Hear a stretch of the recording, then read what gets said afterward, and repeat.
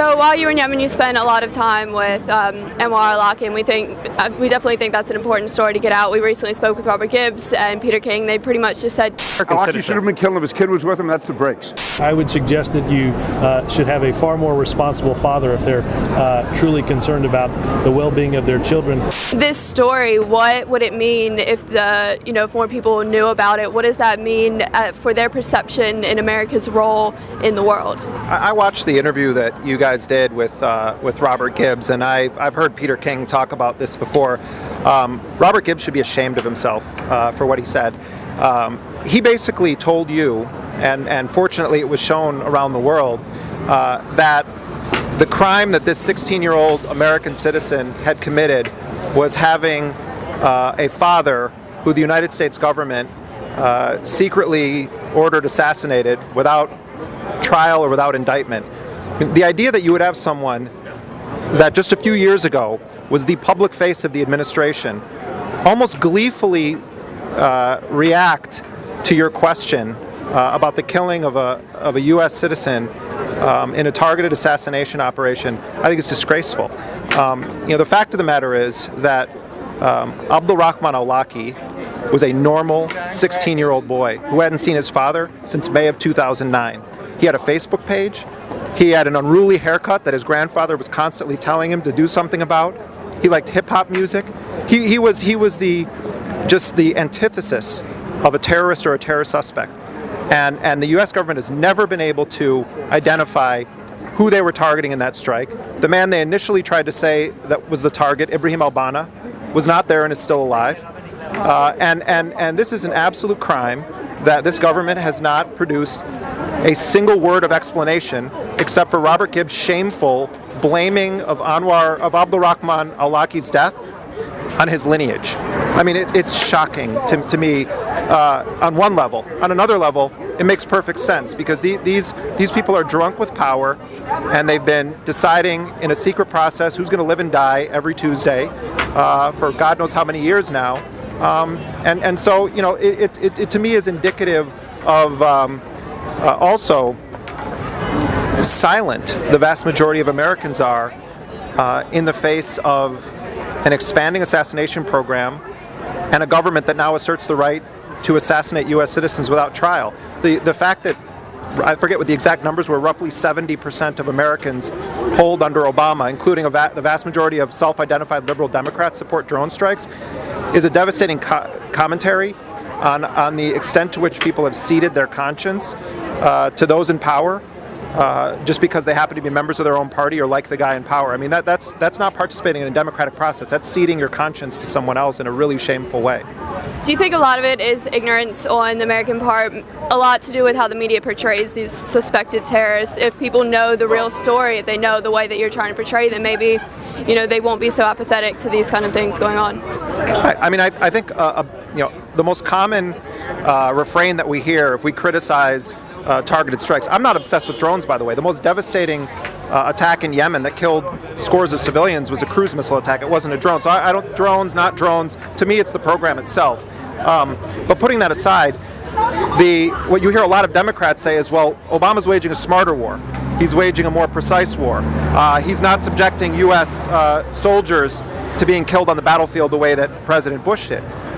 First of all, the U.S. wouldn't have troops in Yemen if Obama wasn't authorizing drone strikes and cruise missile strikes there, number one. On a tactical level, that's a nonsensical argument.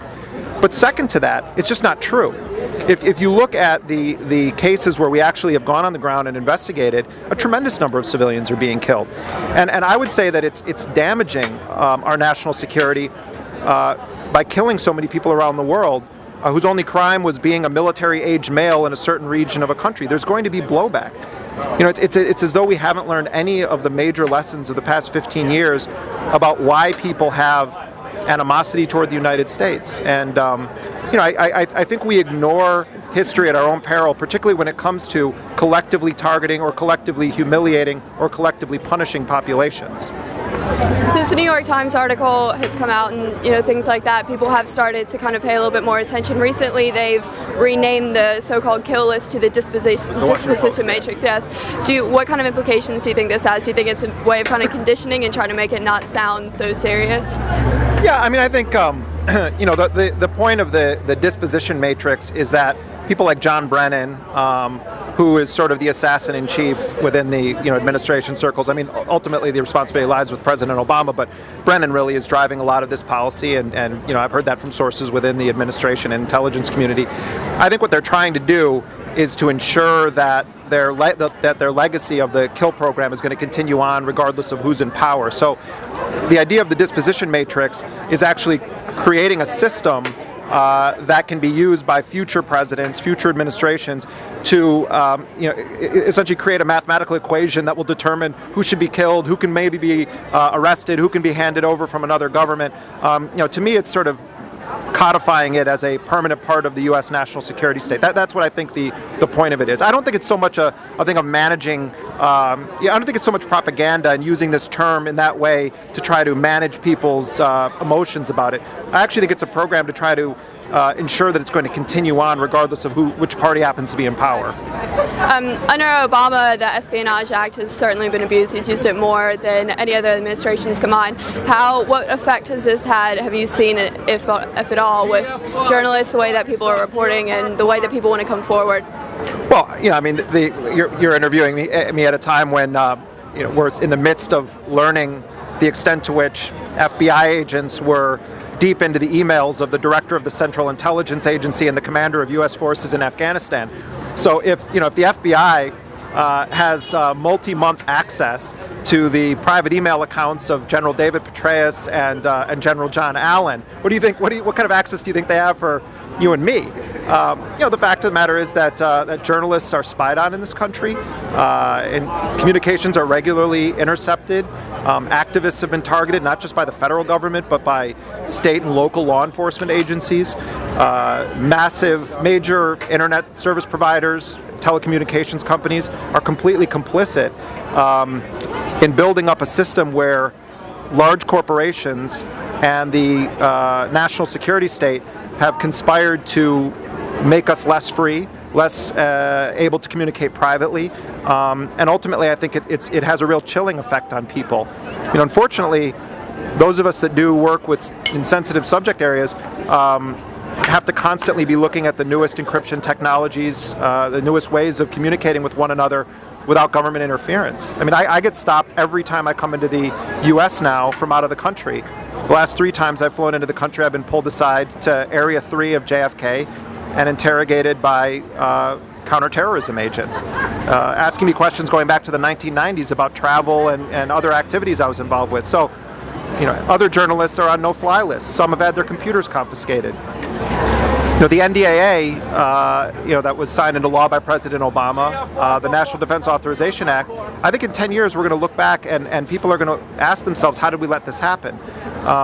We have to hold the line on the freedoms that we have, and they are constantly under assault from both parties and from large corporations in this country.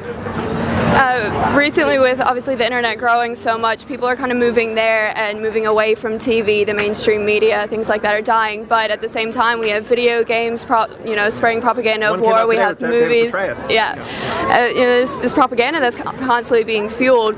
But at the same time, people are, kind of moving away from some aspects of it. What opportunity do you see for, these kind of issues to be in the main conscience of the general public?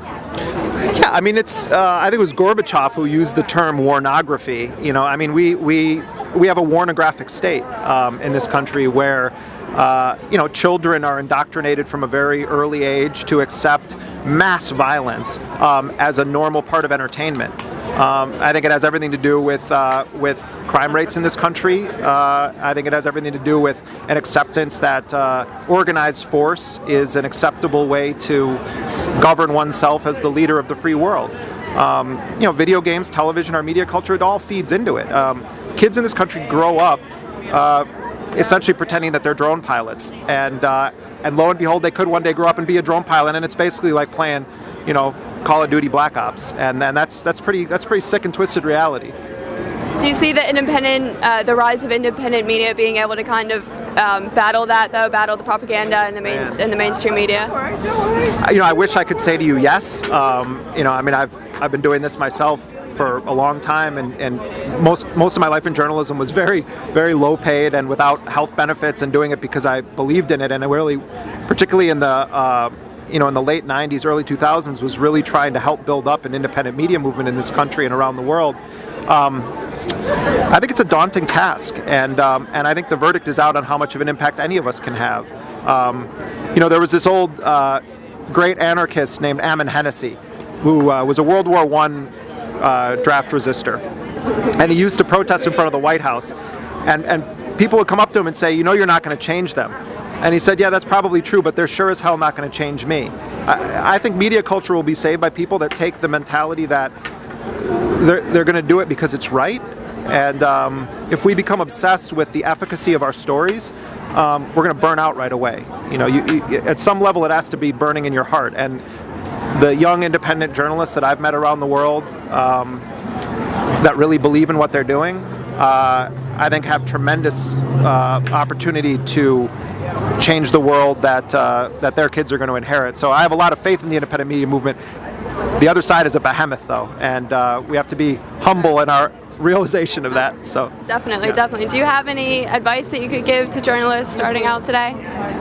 Well, I mean, if people have the luxury of not having family commitments or something that would prohibit them from doing it, I think one of the best ways is to say, I'm not going to do the internship. I'm definitely not going to go to journalism school.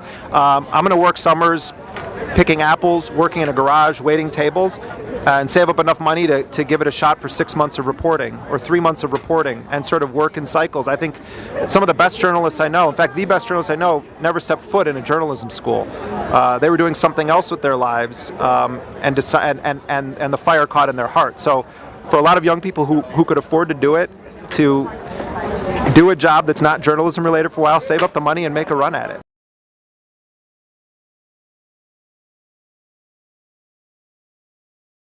And I do have the sensation that the public worry about that is not loud enough and consistent enough. I absolutely have that sensation, and you're kind of making me make a mental note to dig into that more. Minor. I would suggest that you should have a far more responsible father if they're truly concerned about